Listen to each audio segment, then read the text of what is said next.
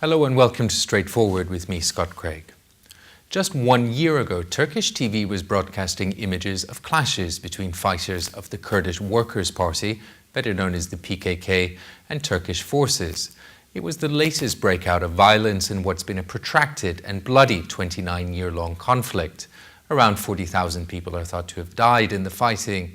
But secret negotiations between the leader of the PKK, Abdullah Öcalan, in jail on an island near Istanbul, and Turkey's government has resulted in a ceasefire and the beginning of a phased withdrawal of PKK fighters to northern Iraq. That's due to be complete in October.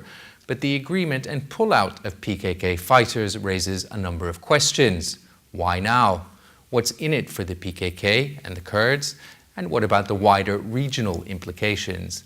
And how will Iraq's government react to fighters from an outlawed group considered to be a terrorist organization by Turkey, the EU and US arriving in its territory? Baghdad says it is opposed to the move. More on that in a moment with my guests, but first this report on the beginning of that pullout by the PKK.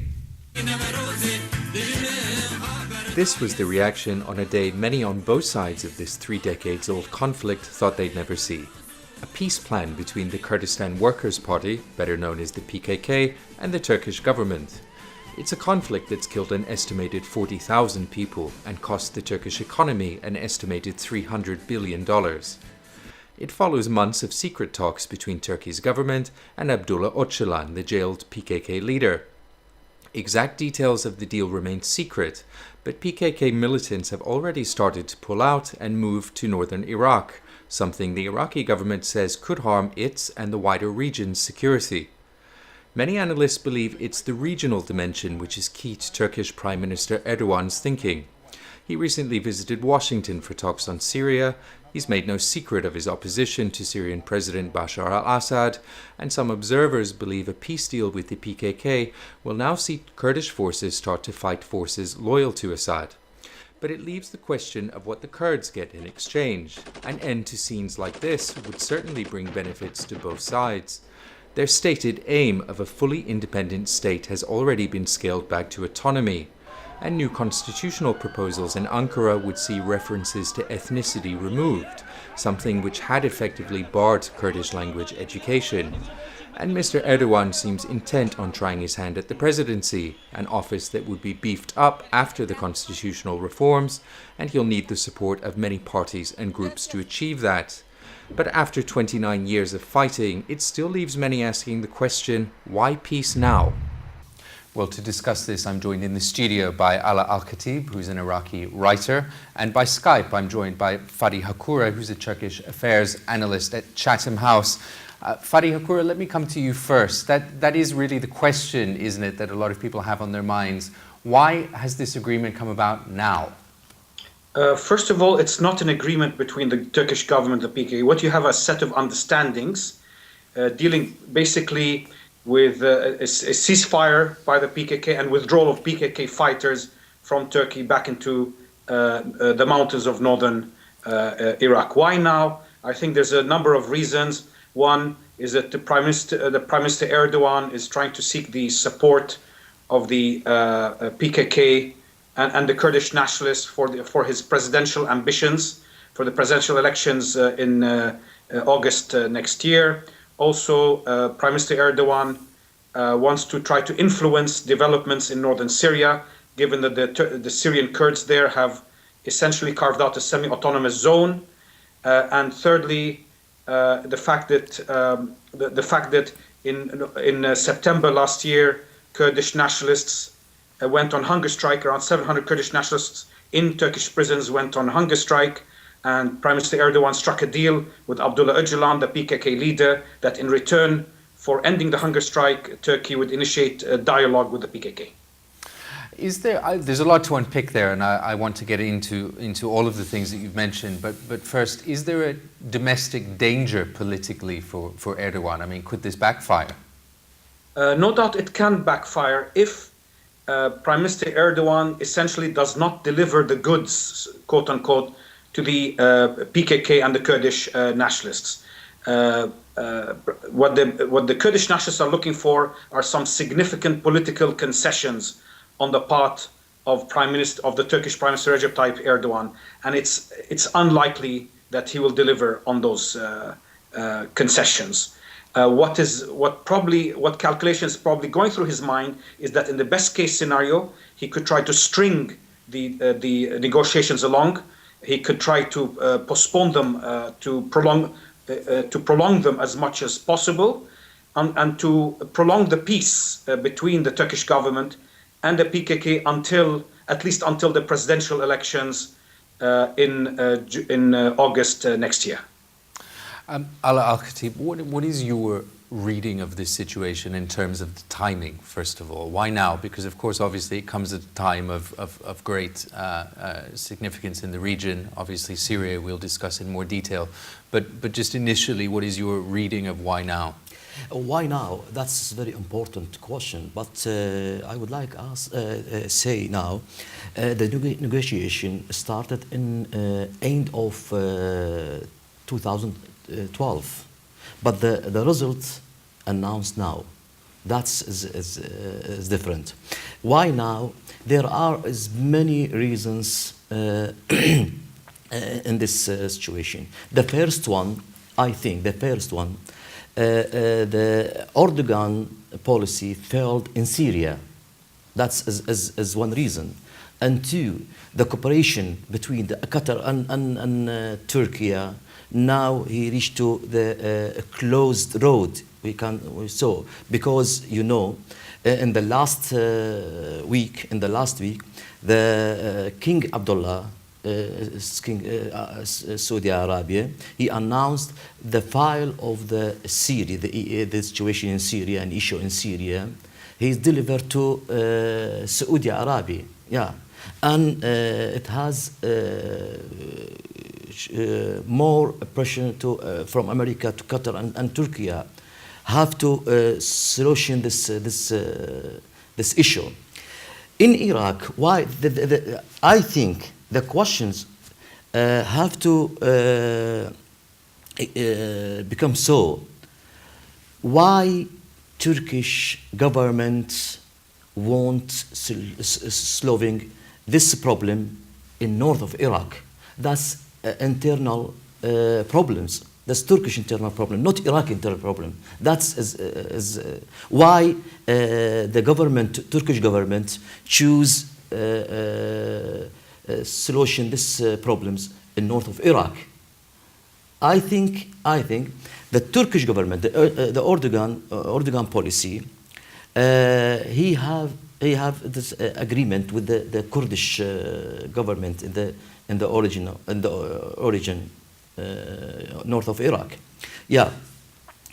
And the first, that is a Prussian paper to Iranian. You have the problem between Iranian and American about the atom file. I think now Erdogan, he won't direct to going to the direct to internal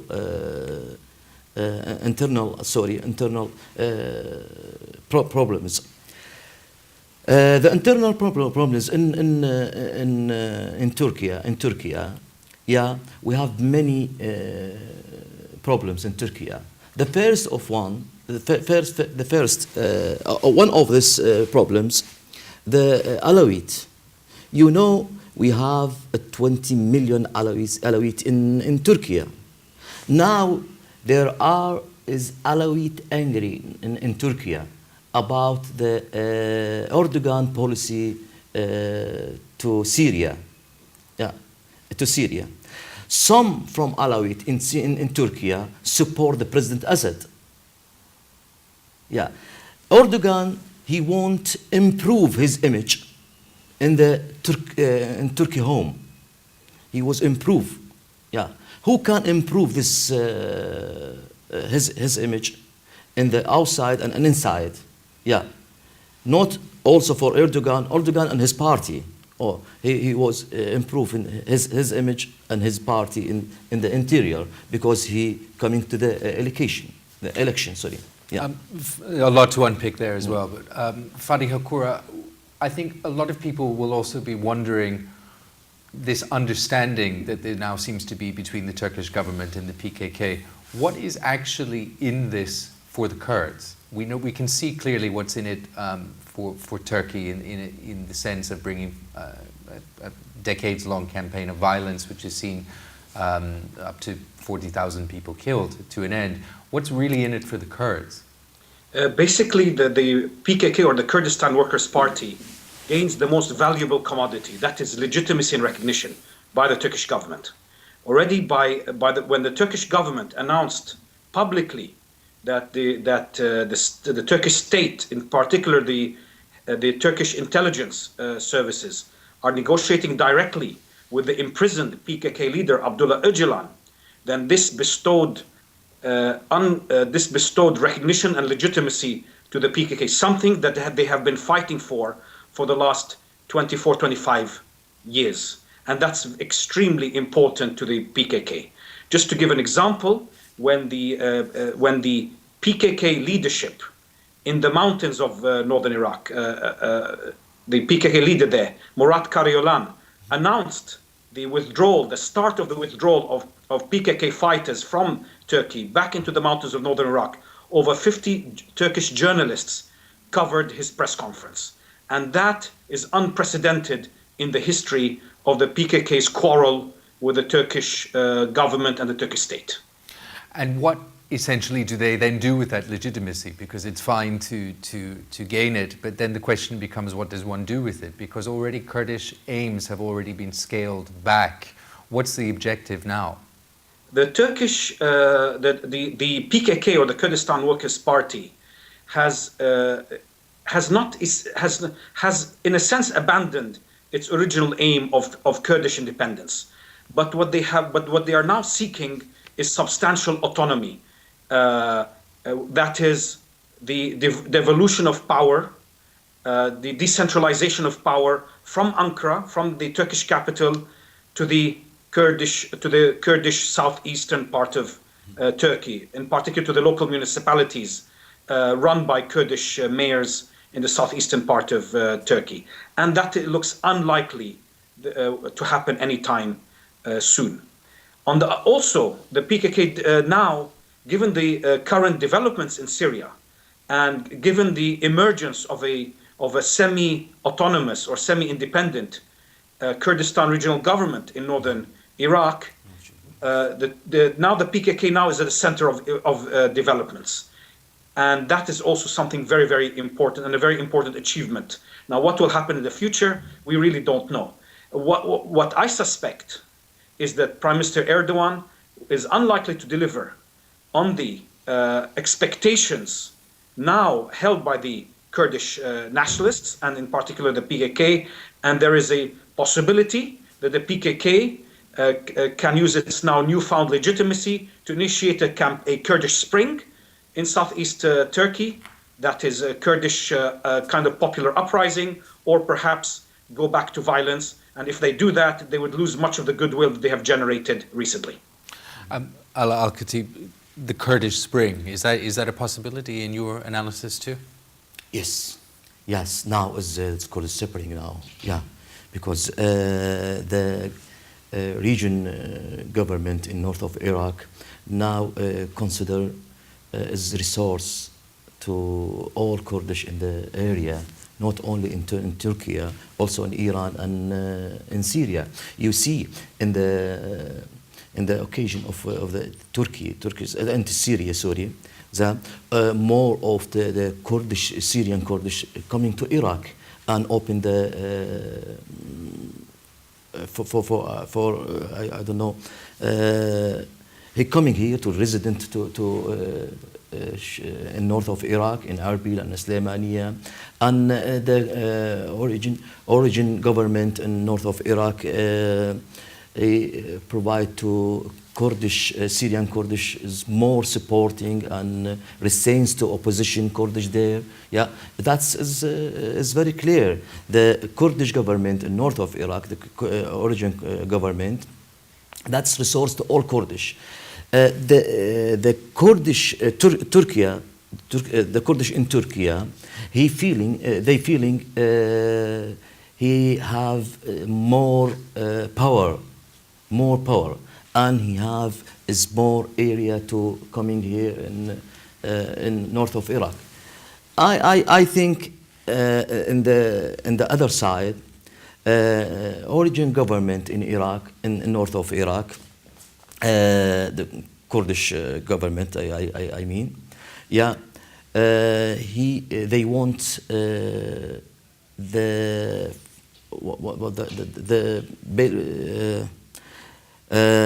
in Kurdish, Turkish Kurdish, or Kurdish Turkish, I don't know what coming there and mix it with the Peshmerga and repair. And one is good force and good power in north of Iraq. That is very worrying to Iran and Turkey and Syria and also in the central government in Baghdad. I do want to talk much more about what this actually means for Iraq to have these PKK militants pouring into the country in a moment. But Fadi Hakura, in your analysis now, I mean, you've both mentioned Syria. Is there now a real possibility that the PKK militants might begin to fight forces loyal to Assad?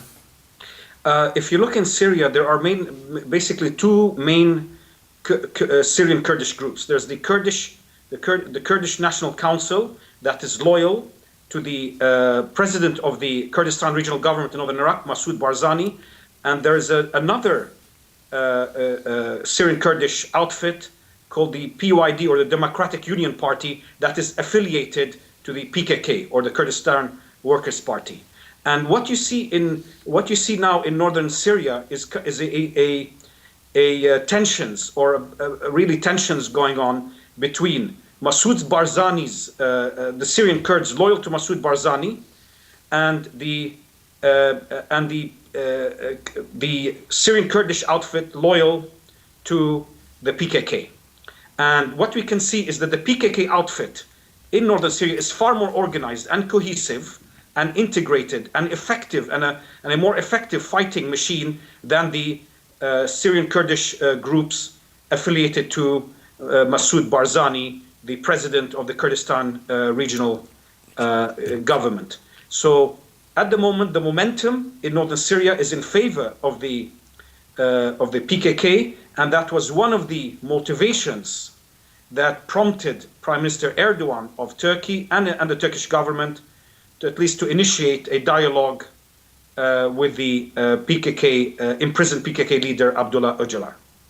We're taking a short break now on Straightforward, but stay with us. Welcome back. You're watching Straightforward with me, Scott Craig, and my guests today are Fadi Hakura and Ala Al-Khatib, and we're talking about the ceasefire between the PKK and the Turkish government and the movement of PKK fighters into northern Iraq and what that means for the wider region. Fadi Hakura, just before we went to the break, you were talking about, I'd asked you the question about the Kurds possibly fighting against Syrian forces. The description that you paint there is one which is possibly going to be ringing alarm bells in Damascus, isn't it? Well, one should keep in mind that in the 1990s, Damascus provided sanctuary to the PKK during its war with the Turkish security forces and the Turkish military. So there are long-standing ties between Damascus and the PKK. What has recently happened is that Bashar al-Assad's forces were strategically withdrew from northern Syria, given the concentration of Syrian opposition forces there, withdrew and essentially handed over a lot of the territory to the control of the Syrian Kurds, and that strategic retreat caused enormous consternation among Turkish policymakers in Ankara. Ala Al-Khatib, this Syrian dimension is a very important part of this story, as you both said. Yes. If the PKK were to start fighting Syrian forces, Does that have the potential to change the situation dramatically on the ground in the military situation, do you think? Of course, it's change this because the Kurdish, the PKK fight. If we want fighting in Syria, the PKK they have is more militaries and weapons and all of this who can coming to fighting with the Syrian forces. But I don't think that because the Erdogan policy failed in Syria. Why? In the border of Syria and Turkey, it became is resource terrorism to Turkey and Iraq and also in Syria. Yeah, recent bombing in Ankara and Istanbul. That is very clear. That is a clear message to Erdogan and the government in Turkey. Yeah, because the Erdogan, when he support the terrorism in the border, and he opened to him the camping and he resents to them, and this reflects doing to in Ankara and Istanbul. Erdogan, I think now is afraid from this forces in the border. Yeah, he won't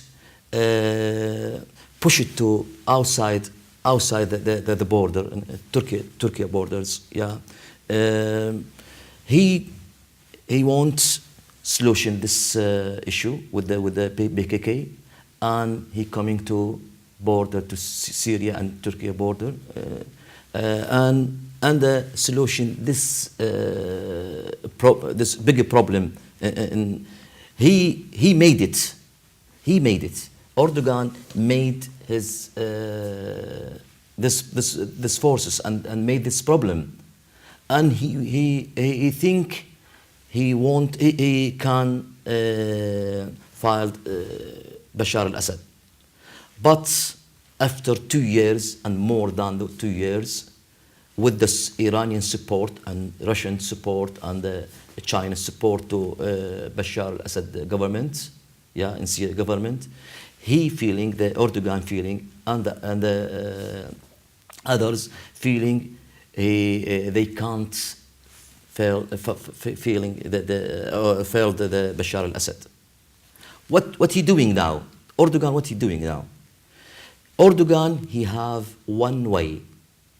The way have to negotiation with Abdullah Öcalan in the but also he announced Erdogan in same time the red line.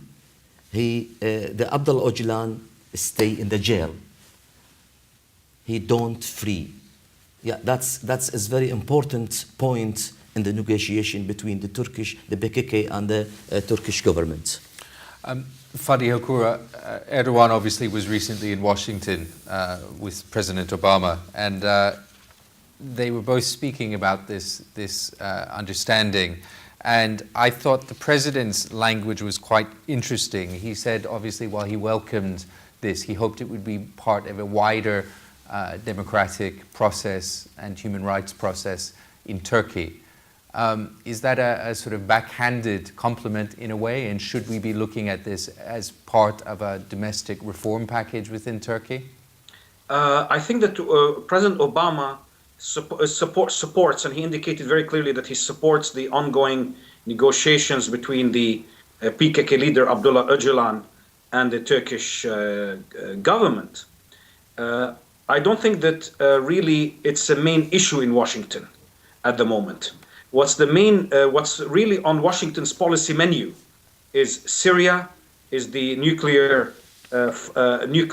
capability in Iran, and what we also seeing the now ongoing growing tensions between the different sectarian groups in Iraq. I don't think that Obama devoted much attention to the issue of the ongoing negotiations between Turkish government and the PKK, simply because that this is mostly a domestic matter in Turkey, where Washington does not have that much influence to change the dynamics. Is the time right now, Fadi, in your view, to take the PKK off the list of terrorist organizations? It's officially classified by the US and the EU and others as a terrorist organization. Is it now time to take them off that list? I think that it's too early to judge the outcome of the negotiations between the PKK and the Turkish government. My sense is that ultimately those negotiations are unlikely to lead to any substantive, long-term, durable and credible peace deal between the PKK and Kurdish nationalists on one hand, and the Turkish government and Turkish nationalists on the other. Simply because the Turkish Prime Minister has not indicated publicly and unequivocally what deal or what concessions he is likely to deliver or is willing to deliver to Kurdish nationalists. What we have heard from the Prime Minister is in fact his unwillingness to deliver on those concessions.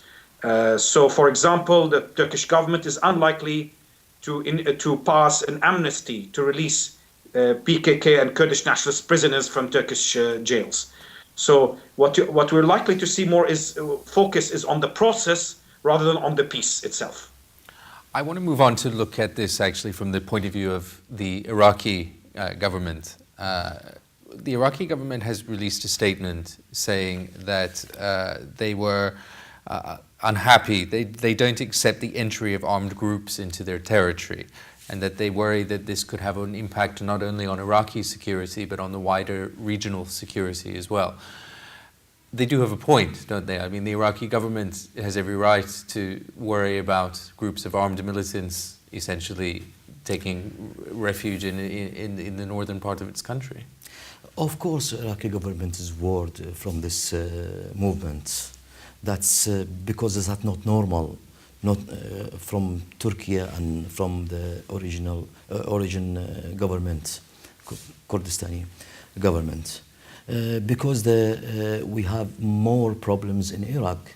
You know, we have a sectarian, sectarian war in Iraq, or fighting. And then we have more problem in the south of east and then the north.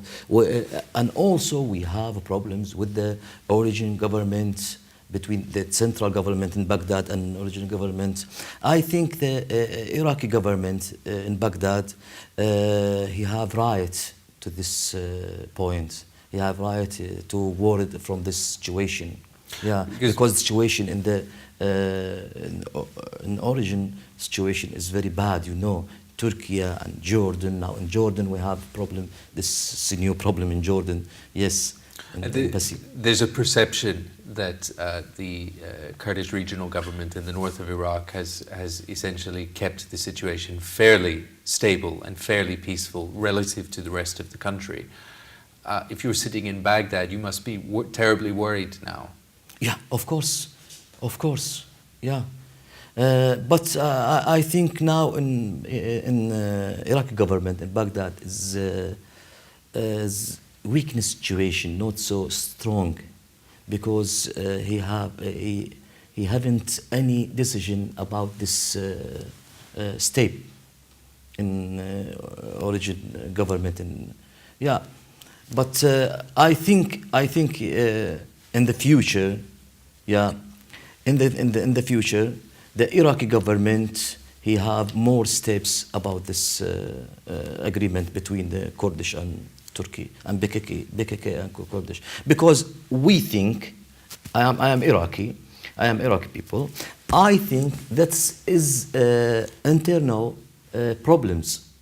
Why export to us? Why? Yeah. I wonder this question. I wonder why the Turkey, if you want solution the problem, export to us. We have more problems. We have enough problems. We have coming Turkish also. He put it the PKK problem to our land, in our country. Yeah. Fadi Hakura, in your view, in your analysis, is there a potential that the arrival of these PKK militants in the north of Iraq could increase sectarian violence or sectarian tensions in Iraq? I don't think that the withdrawal of PKK fighters or militants from Turkey into northern Iraq will affect the sectarian dynamics that much in Iraq, simply because those sectarian tensions were present in Iraq since decades. At the same time, also the PKK has been present in the mountains of northern Iraq for at least 30 years. So having a few more, 2,000 or 3,000 more PKK fighters in northern Iraq is unlikely to impact the political dynamics in the country. We've also been reading reports of energy deals or potential energy deals between Turkey and Iraq, the Kurdish regional government in Iraq. Is there some element of this, do you think, from the Turkish government's perspective that is at least linked in some way to trying to smooth the way for oil and gas exploration and deals? The Turkish government is very, very keen to conclude energy deals with the Kurdistan regional government of northern Iraq, simply because Turkey is an energy-hungry country. It pays around $60 billion a year to import energy principally from Iran and Russia. So it is very, very keen to diversify its energy resources. Nevertheless, I think that Turkey will unlikely be in a position to implement those energy deals it is concluding or with the government, with the Kurdistan regional government, unless it has the blessing of Washington. And at the moment, Washington is not keen for Turkey to conclude bilateral energy deals with the Kurdistan regional government without the support of the central government in Baghdad, to avoid a further fragmentation of the territorial integrity of Iraq. We're taking another short break now on Straightforward, but stay with us, more to come.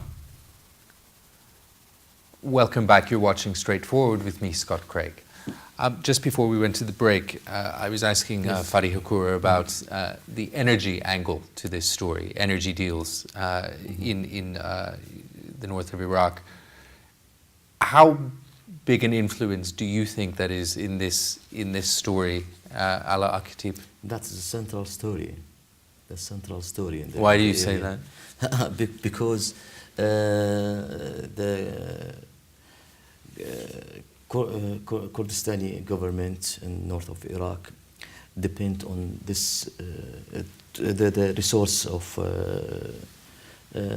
energy. He depends on Iran and Turkey, from the electrics and so on. And you don't forget is a very important step the Nabucco pipe. Nabucco pipe coming to Azerbaijan and Tajikistan and coming to north of Iraq and go to Turkey and leading to Europe. That is very important. That is a pipe making against Russian. Russian now he won't fail this politic in this area against America. The resource of energy resource is very important for all world, not only for Iraq or Kurdistan. Kurdistan now needs more money. Who can get this money? Who can this? That is a question. It's a very important question to the Kurdish government in north of Iraq. Just this one way to get money from the energy resource and the petrol and gas. Yes. The Kurds are widely thought of as one of the largest stateless minorities in the world, if not the largest stateless minority in the world. There are about 30 million Kurds estimated to be living in Turkey, Iraq, Iran, Syria, primarily. The PKK ambition was for a united Kurdistan. In that respect, that aspiration seems to have totally failed. I see for the Kurdish peoples, I see they have right to make homeland to them. Yeah, I with this right. I'm not against the right. I'm not. But not expense to Iraq or Syria or other. You can solution this problem via dialogue, via negotiation, not via force. I think this step for the entry PKK force to north of Iraq, that's enforced. That's enforced, not via negotiation. I think, they have right to make homeland to them, but not in this way. This way is very, very wrong. Yeah, that's not true way. That's not true way, because that's bad reflection to other peoples in this area, for Iranian people and Iraqi people and Syrian people and Turkish people also. Yeah, we can help to them. We can help to them via negotiation, not in force. We can help them to make homeland to the Kurdish. But in this way, I think it's wrong step, a strong way the Kurdish people choose. So PKK or origin Kurdistani in north of Iraq. Fariha Koura, were you surprised at all that there appears to be no aspect or element of disarmament involved in this process? I mean, when we look historically at other peace processes, essentially, where paramilitary organizations have agreed ceasefire terms, there is often an element of disarmament involved in that, but that doesn't appear to be so in this case. And isn't there therefore really a risk that, if there isn't meaningful reform which satisfies the demands of the Kurdish people in the PKK, that the campaign of violence could simply start again? The PKK leadership has made it very, very clear that disarmament is the last stage of the peace process. That once there's a political agreement between the PKK or Kurdish nationalists and the Turkish government, then disarmament will follow. I'm not surprised, therefore, that the PKK is not disarming, simply because it is not a weakened force. It has not been defeated by the Turkish security forces and the Turkish military. Its withdrawal from Turkey into the mountains of northern Iraq, it does not indicate did not come out of any weakness, but rather out of strength. And that in a sense, the PKK is dictating the dynamics of the dialogue with the Turkish government rather than the other way around. In the cases that you have mentioned, for example, if we take the Northern Ireland peace process, where eventually the Sinn Féin IRA had disarmed, the Sinn Féin IRA came to the realization, given the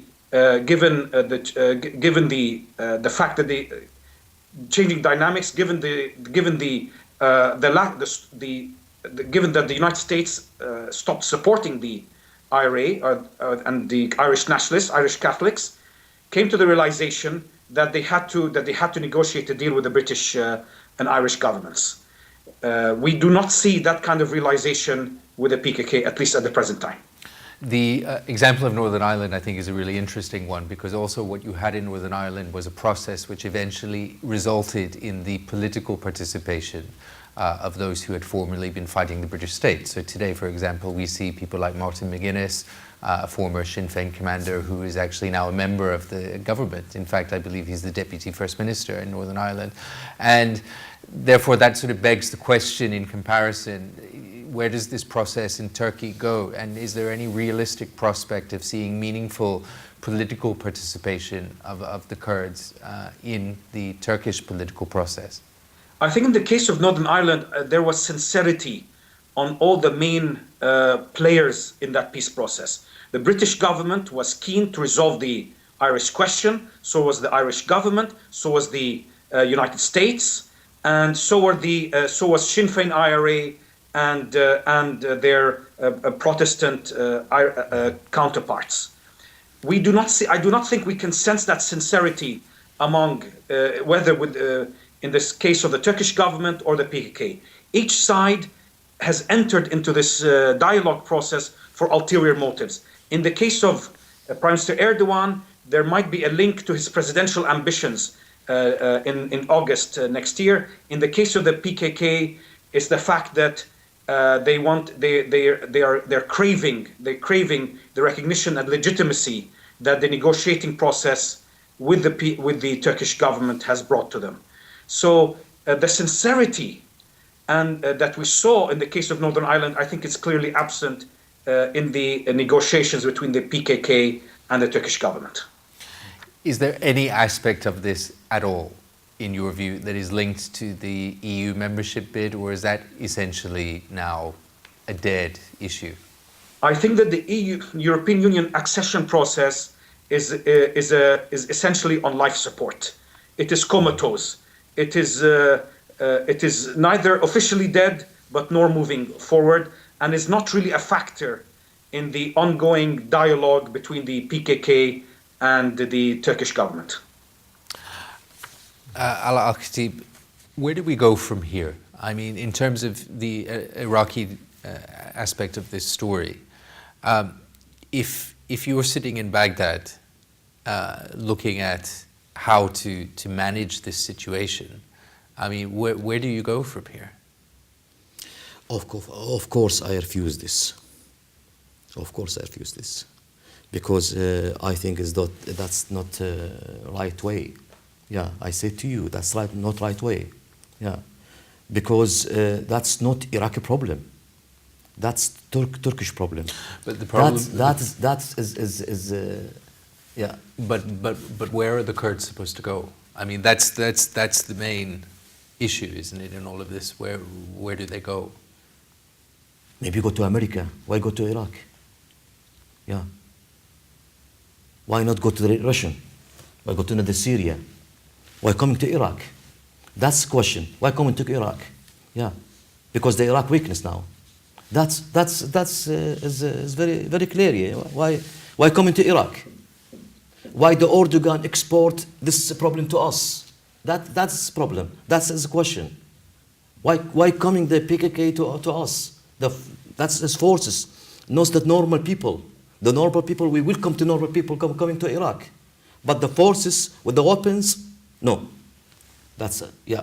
If I in Baghdad now, if I have decision in Baghdad now, I refuse this step. Do you Of course.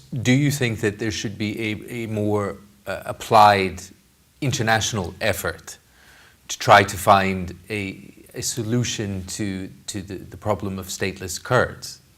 I mean, is this a problem that should be tackled at a more international level in terms of, as we see in terms of the Palestinian conflict, the Arab-Israeli conflict is obviously still unresolved, but there is a more internationalized effort, I think it's safe to say, in order to try to solve that problem. Is that something that you would like to see in this case also, a more international effort to try to solve the problem? Yeah, I with that. Yeah, I agree with you. Yeah, if we make the international effort on this issue, yeah, why not? Why not? Yeah, have to solution this problem. Have to solution this situation. This situation is very complicated. It's not normal. More than 30 million peoples without homeland, without country. But we understand the situation. But we can't understand why in Iraq, why expense to Iraq this problem? That's I can't understand this question and this issue. Why not going to other country? Yeah. Fadi Hakoura, in terms of where things go from here, at what point, what is the next dangerous step whereby this process could eventually stop? I mean, in poker players will know that, you know, there comes a point at which you have to lay your cards on the table. At what point does that become something which is just not possible in this case? I mean, is Öcalan going to be set free? In terms of the amnesty for former PKK fighters, I mean, at what stage do you think there's a danger that this process could simply start to become unstuck? Simply when the PKK militants withdraw fully from Turkey back into the mountains of northern Iraq, and that's a process can take several months. Once that withdrawal process is complete, then the hard bargaining, the negotiations, the hard bargaining should begin between the Turkish government and the PKK. And that's when the PKK expects the Turkish government to deliver some substantial concessions. And there, I think there's a serious risk that the process could begin to fracture, simply because the Turkish political leadership is highly unlikely to deliver even marginally and on those to deliver on the minimum expectations of Kurdish nationalists in Turkey. Which sort of begs the question then, therefore, of why begin this process if there's no realistic prospect for actually giving any of the concessions that you talk about that are a normal part of any peace process? I think that some very important political calculations was used by both sides to engage in this dialogue process. For Prime Minister Erdogan, he has already declared his intention to run for the direct presidential elections in August of next year. And in order for him to maximize his chances of winning, it would be beneficial if there's no violence between the Turkish security forces and the PKK. So if he is able to prolong this process, at least this peaceful atmosphere in the southeastern part of Turkey, as much as possible, and to string the negotiations along, then he will have really maximized the opportunities for him to win those presidential elections and become a very, very powerful and continue to be a powerful player in Turkish politics. And if that happens, then he would have succeeded, at least from a political point of view. So in a sense, it comes down to sheer naked political self-interest? That is unfortunately the dynamics throughout the Middle East, not just with Turkey and the PKK, but throughout the Middle East. Really, to understand the Middle East, the Middle East is not a region based on durable institutions or permanent alliances. It is really based on the convergence of interests and divergence of interests. So during the years of 2000s, for example, from 2000 to 2010, there was a close relationship between Baghdad, Tehran, Damascus, and Ankara. Now that is completely upended since the onset of the Arab Spring in December of 2010 and the implosion of Syria. That has completely changed. And the alliances in the region can quickly shift. So one day you could find that the Syrian PKK groups could ally themselves with the Arab Sunni fighters. One day, another day they could ally themselves with Bashar al-Assad. The next day they could declare neutrality. There are no permanent alliances in the Middle East, unfortunately, and therefore it's very, very difficult to predict what will really happen in the near future. I'm afraid that's all we have time for today on this edition of Straightforward, but my thanks to my guests, Fadi Hakoura from Chatham House and Ala Al-Khatib, the writer. Don't forget, you can find out more about the show on our Facebook page or tweet us. We'd like to hear from you about what you think about today's program. But for now, from me and the rest of the team here at Straightforward, goodbye.